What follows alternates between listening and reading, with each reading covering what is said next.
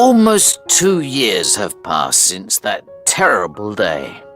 I never wanted to speak about it again, but I feel it is my responsibility to describe the events leading up to it. A certain Colonel Moriarty, a brother of Professor James Moriarty, is responsible for rumors and lies about the character of my dear friend Sherlock Holmes that I will not repeat here. I am the only one who knows what happened between Sherlock Holmes and Professor Moriarty, and it is time that the world knew the truth. I still visited 221B Baker Street from time to time when Holmes wanted a companion to help him with his investigations, but not as often as before.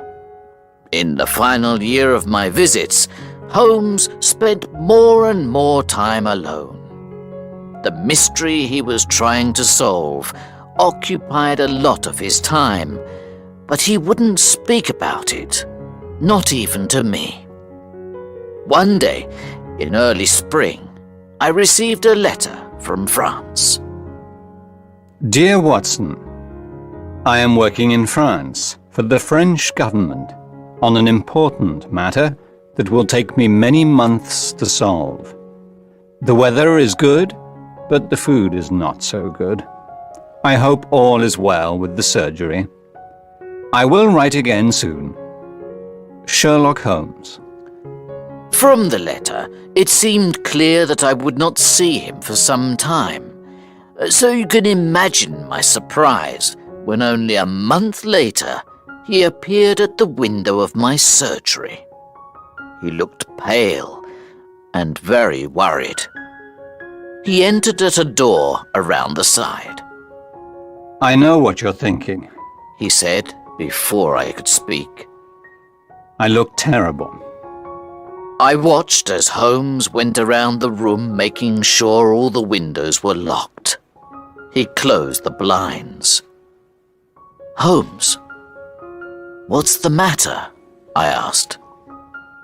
Air guns, he replied. Air guns? I think you know me by now, he continued.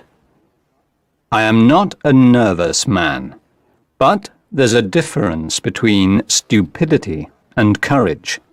And when someone is trying to kill me, I don't want them to have a clear shot through your windows. Do you have anything to drink? I gave him a glass of water. He checked the windows again. I'm sorry for coming here so late. I won't stay long. I think it's best if I leave over the wall at the back, he said. Holmes, please explain what all this is about. He said nothing. I looked at his hand. It was bleeding. I offered him something to clean it with. Holmes, this isn't a little fight. Look at your hand. Are you alone here in the surgery? He asked. Yes, I am now. There is another doctor who helps me during the week. Maybe he can help while you're away. I want you to come with me on a trip to Europe. I'm not sure of the exact location. We can decide when we get there. Holmes's behavior was very strange. He never went on holiday. He certainly didn't go on trips for no reason. He saw the worried look in my eyes. There's only one person I can trust with this information, Watson, and that's you. For the first time in my life, he said, I have finally met my equal. His name is known to every criminal in London, but ask anyone in the street, and they'll say they've never heard of him. Professor Moriarty. The man is a genius.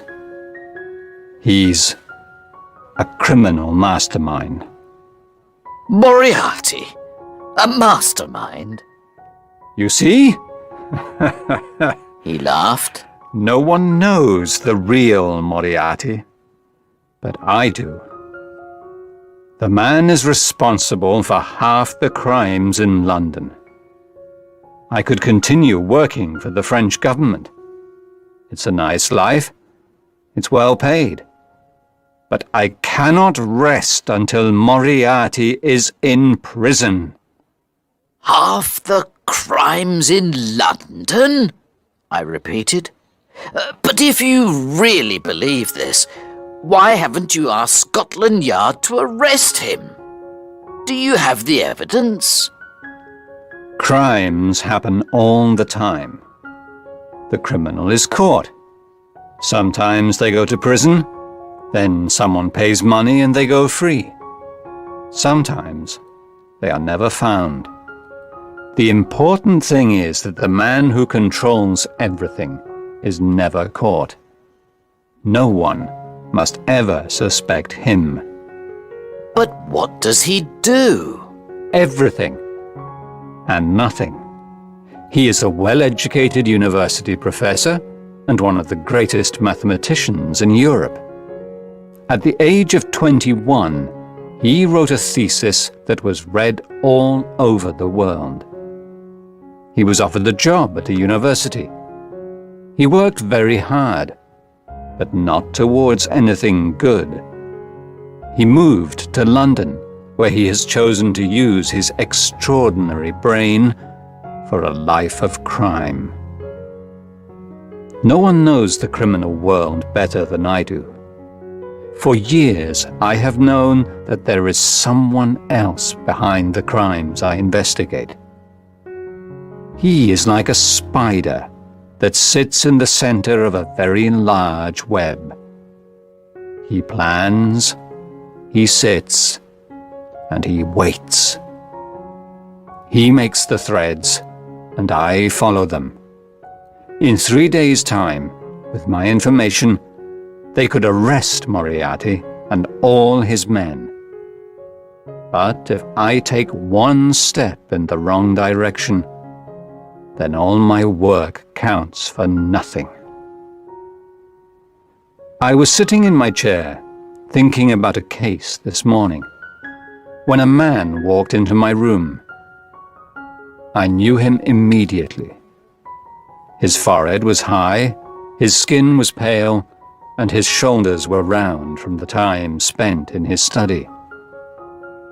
His eyes were so dark, I couldn't read the slightest emotion in them. He observed me with simple curiosity, as his head moved from side to side, like a snake. "You're not as intelligent as I thought," he said. "Don't you know it's dangerous to keep a loaded gun in your pocket?" I took out the gun that was in my pocket and put it on the table, but I kept my fingers close to it. "You know who I am," he hissed softly. "If you have something to tell me, Professor Moriarty, I am free for around 5 minutes," I replied. Holmes moved around the room restlessly. And what happened next? I asked. Moriarty asked me if I would continue with my investigations. I told him he already knew the answer. "Then you know mine," he replied. He put his hand in his pocket. I placed my fingers on the gun on the table. But instead of a gun, he took out a notebook and read aloud. "On the 4th of January, you passed me in the street. On the 23rd of January, you were in my way. In the middle of February, you were causing me problems. By the end of March, I had to change my plans. Now I find, a month later, that you were trying to take my freedom from me. We both know that this cannot continue." You're right, I said. It won't continue. Give me 3 more days, and it will end. You're an interesting opponent, Holmes. I don't know what I'd do without you. I'd be quite bored. You're smiling, but I'm telling you the truth. This little game you are playing is too dangerous, He continued. I'm not afraid of danger. It's part of my profession, I replied. This is not danger. He cried. This is madness. There is a whole organization behind me. Do you think you alone can stop it? There is only one end to this, Holmes. We both know what it is. I enjoy your company, I replied. But I have an important matter to investigate. I know every move you make. If you try to destroy me, I will do the same to you, He said. You are too kind if you think I am capable of destroying you, but I will happily accept my own destruction if I can free the world of you, Moriarty, Such a pity. he said as he went out of the door. But you leave me with no choice.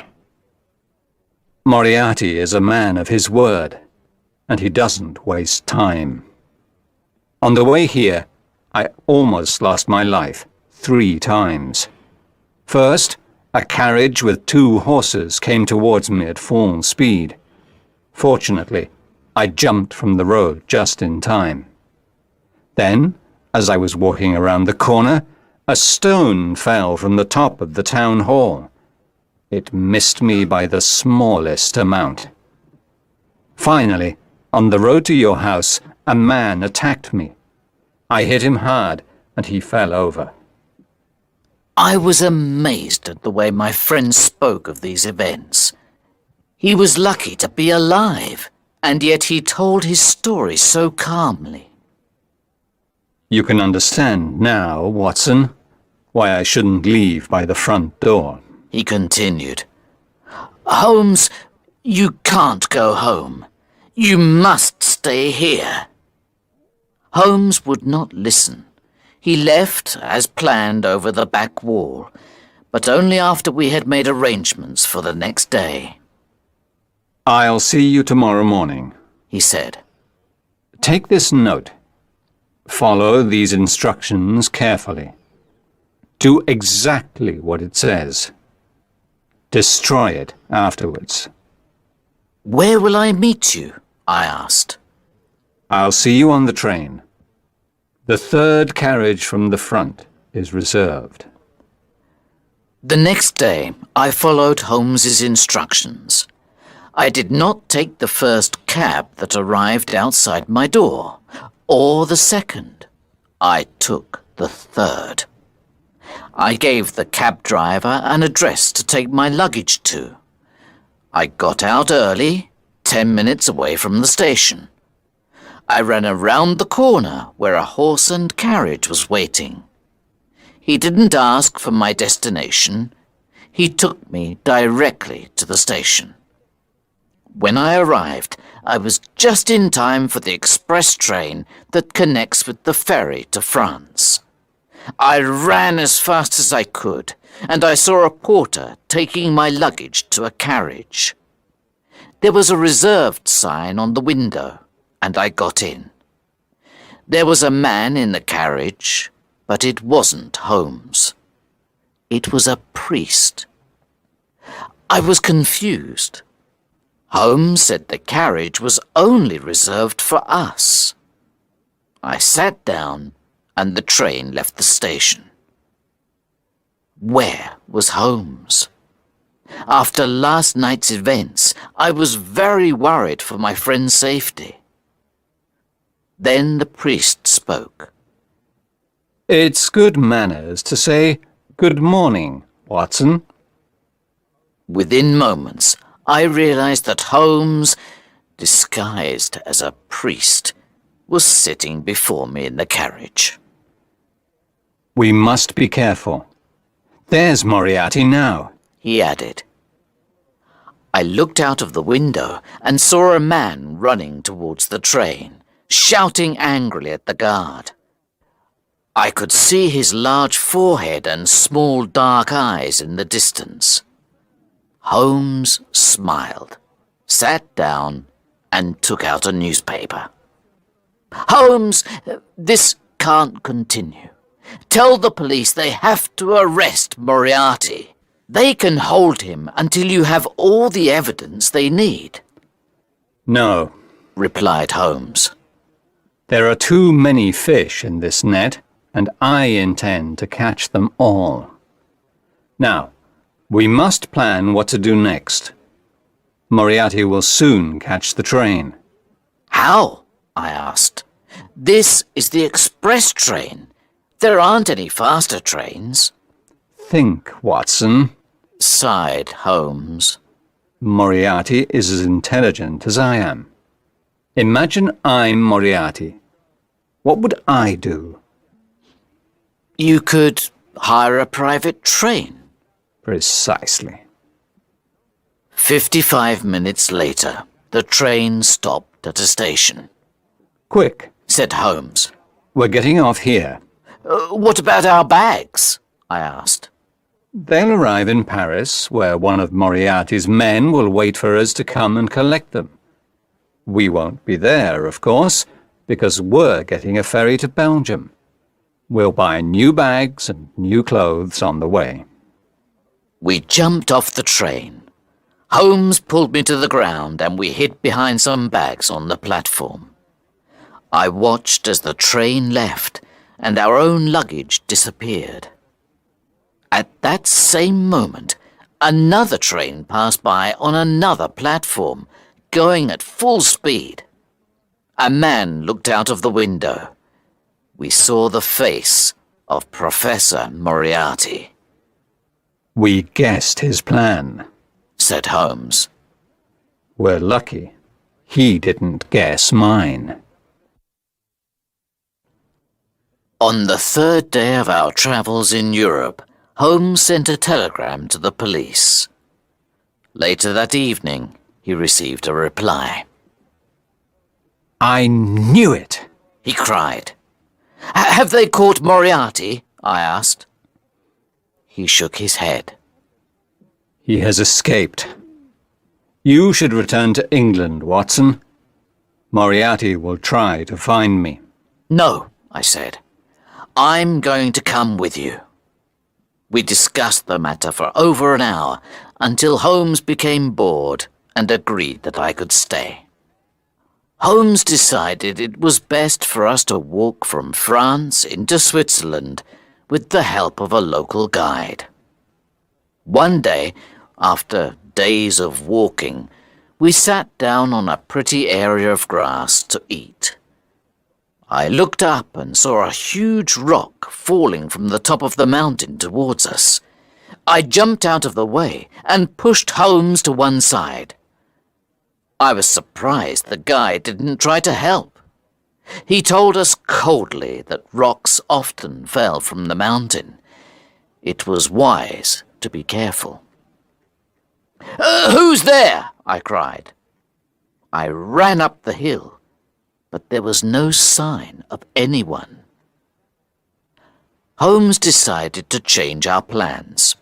We took a different route into Switzerland, and we left our guide. Finally, we crossed over the Alps. We arrived at a small village where we rested at the guest house. The owner spoke good English.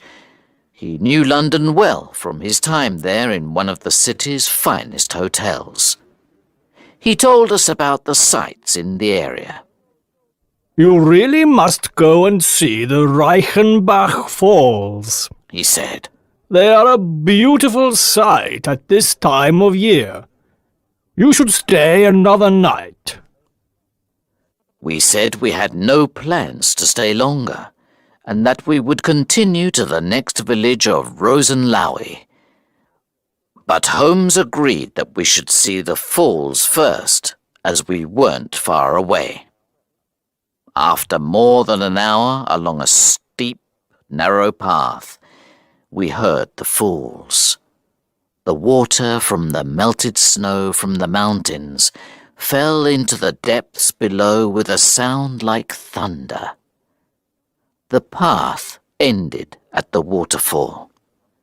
The only way back was along the same path we came. Smoke seemed to rise from the black rock at the bottom, like a cauldron. I shouted to Holmes, who was at the end of the path. I heard the echo of my voice from the bottom of the falls. We rested on a rock near the falls to admire the view. Soon after, a young Swiss boy came running towards us with a note in his hand. Herr Doctor, He shouted to me. He handed me the note. It was written in English. A young English woman is very ill. We think she is dying, but she doesn't speak any German. We need an English doctor to come quickly before it's too late. Holmes agreed he would continue to Rosenlaui with the Swiss boy as a guide. I would find another guide and see him later. I went back down the hill as quickly as I could to see the poor woman. Where's the patient? I asked. I hope she's not worse. what do you mean? The guest house owner asked. I handed him the note written on hotel paper. Didn't you write this? I asked. No, He said. this is very strange. Can you remember anyone asking you for paper? Not long before you left, a well-educated Englishman came here. I didn't wait to hear any more because I knew the rest. When I was coming down the path to the hotel, I remembered seeing a man on the other side of the hill walking up towards the falls. He was tall and thin, and I ran back up the path, but it took longer to go up than to come down. When I arrived, Holmes wasn't there. My worst fear was true. There wasn't a sick English lady. It was all a lie, so that I would leave Holmes. I tried to think what Holmes would do. It didn't take long to find out what happened. The sight of Holmes's walking stick against a rock nearby told me that his journey went no further than the end of the path by the waterfall. There were no footprints returning back towards the path. I could see the torn roots of plants, and finally the mark of a long fingernail in the ground at the edge of the falls. I looked over into the black water beneath and shouted as loudly as I could, Holmes! Sherlock Holmes! Sherlock Holmes! Came the echo of my own voice. I shouted again, but it was no good. In that cauldron was one of the world's most dangerous criminals, and in my stomach I knew my friend and one of the world's greatest detectives was with him until the end. Then, on the rock next to the walking stick, I saw a small silver case. I picked it up. There was a note inside. It read, I am grateful to Professor Moriarty for giving me this opportunity to write to you. Now I will finally defeat one of the world's greatest criminals. Tell everyone the news. The police have all the information they need. I have left a file with my brother, Mycroft. I am sorry, Watson, because I know this will be particularly difficult for you, my dear friend. But my disappearance from this world is the price I must pay. Yours truly, Sherlock Holmes. Then I understood the guide was paid by Moriarty, and Holmes was left alone for the final battle with Moriarty, which ended, so the local police say, with both men falling to their deaths in the falls. The information Holmes left with the police was enough to send most of Moriarty's men to jail, but little was ever said of their leader, which is why I feel it is my duty to speak of it now. I cannot replace the emptiness that has been left in my life. But maybe Holmes was right. His disappearance was the price only a brilliant detective could pay. Sherlock Holmes was, and always will be, the best and wisest man that I have ever known.